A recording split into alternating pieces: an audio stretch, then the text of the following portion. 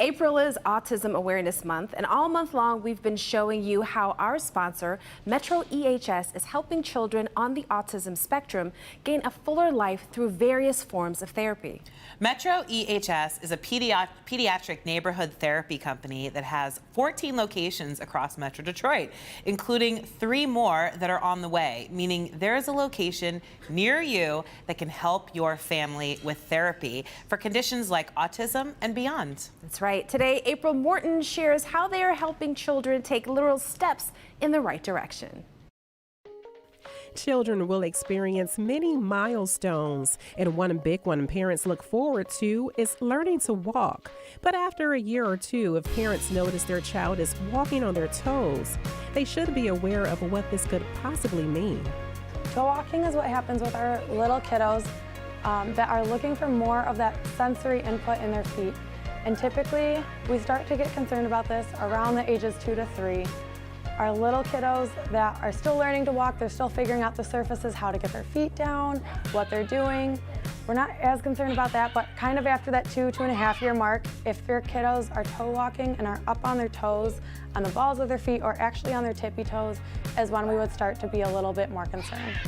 Kelly Johns, the director of physical therapy and other experts at MetroEHS, says toe walking around the age of 2 or 3 is concerning because it could be a possible sign that a child may be on the autism spectrum.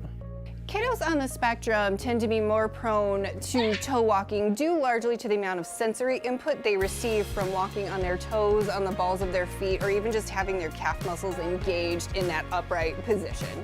Experts say if the child is toe walking more than 50% of the time, they suggest having them evaluated for possible physical or occupational therapy, which they offer at MetroEHS locations throughout Metro Detroit.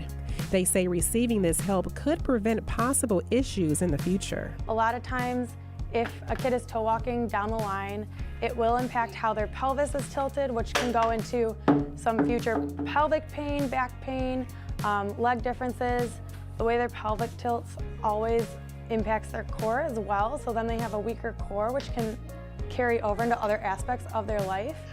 But the big thing I really worry about is that heel cord, the Achilles tendon that wraps behind the heel, can shorten over time if they're always up on those toes, and that can cause for a need for surgery down the line to re-lengthen that heel cord. In addition to therapy, she says, there are ways parents can help at home. This is that heel cord, that Achilles tendon that gets really tight for our toe walkers. Give them some stretches. Ooh, good job. They can also have the kiddo walk around in swim flippers. Bring that knee straight to your chest like you're marching. Whoa, big marches. That was so much better. Good job. Again, there are 14 MetroEHS locations in Metro Detroit, and 3 more are on the way.